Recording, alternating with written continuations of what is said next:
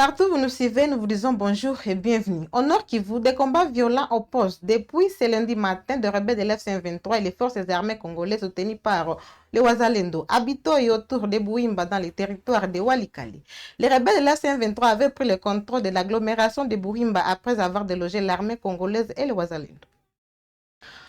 Pendant ce temps, au sud Kivu, des tirs à balles réels ont retenti ce lundi dans la ville d'Ouvira où des affrontements opposent les Wazalendo au FARDC. La situation a paralysé toutes les activités dans la ville. Les habitants restent confinés par mesure de sécurité. À Kinshasa, le cardinal Fridolin Ambongo a lancé un appel solennel à la jeunesse congolaise hier, dimanche 23 novembre, à l'occasion de la journée diocésaine des jeunes au Palais du Peuple. Le cardinal Ambongo a livré une homélie au ton grave, exhortant les jeunes à devenir des véritables témoins d'espérance. Suivez ces propos. La réconciliation et de paix est aujourd'hui portée dans le projet du pacte pour la paix, la réconciliation entre Congolais et le bien vivre ensemble dans la région, la sous-région des Grands Lacs. Ces projets, portés conjointement par la Conférence nationale des évêques du Congo, SENCO, et l'Église du Christ au Congo, ECC. Cette initiative vise à relire notre histoire commune pour toucher les racines profondes de ces conflits, en impliquant tous les acteurs de la crise et toutes les forces vives du pays, spécialement vous les jeunes. Ces projets s'inspirent du concept de Bumutu, notre être toujours déjà relationnel.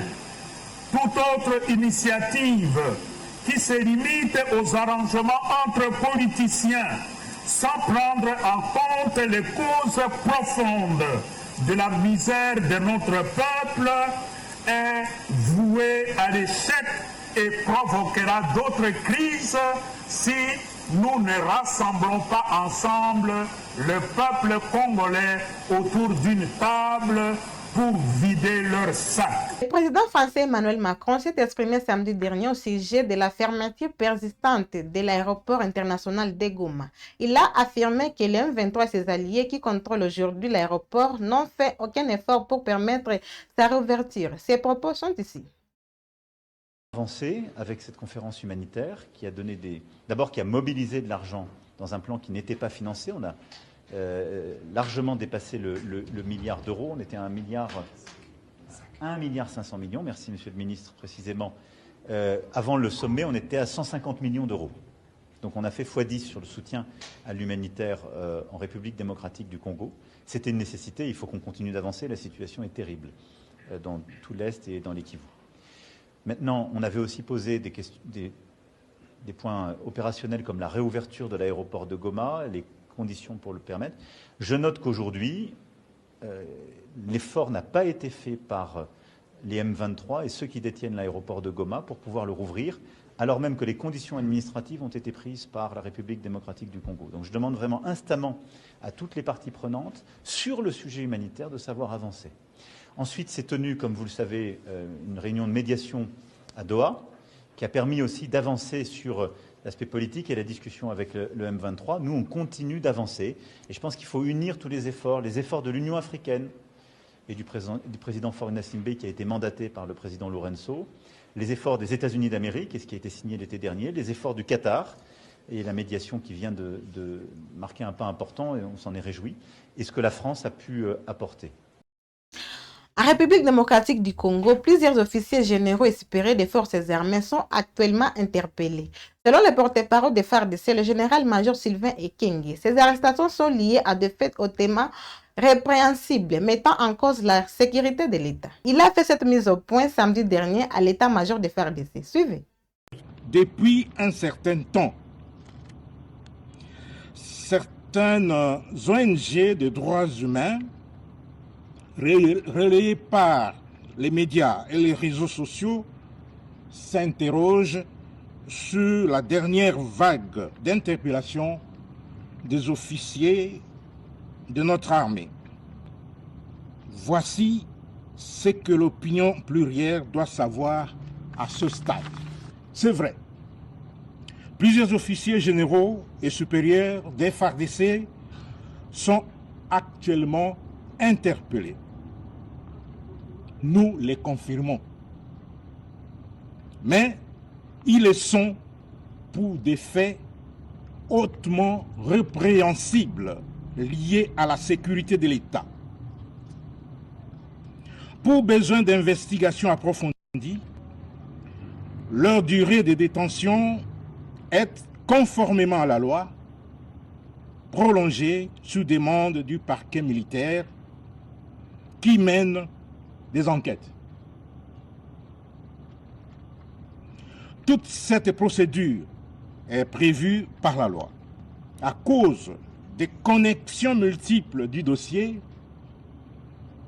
ces enquêtes sécuritaires nécessitent du temps. Et pour finir, à Ituri, le lieutenant-général Luboya Nkashama, gouverneur militaire, a effectué son habituel marché d'endurance dans le quartier de Muzipela, considéré comme l'un des plus sensibles des Bunia.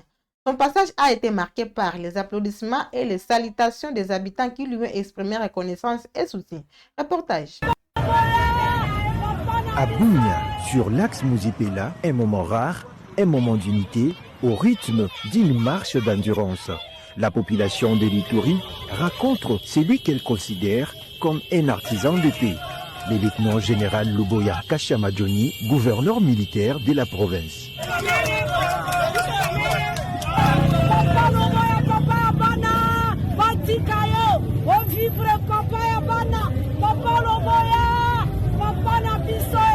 Les applaudissements, les salutations et les messages de reconnaissance ont rythmé cette marche chaleureuse. Ici, la population confirme n'avoir pas oublié son bienfaiteur, celui dont la main reste tendue vers le peuple.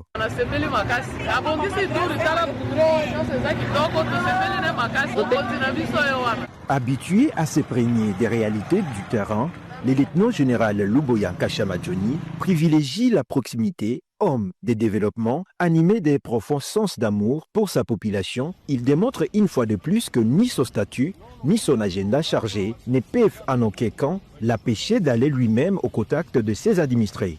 Bonjour, vous allez bien?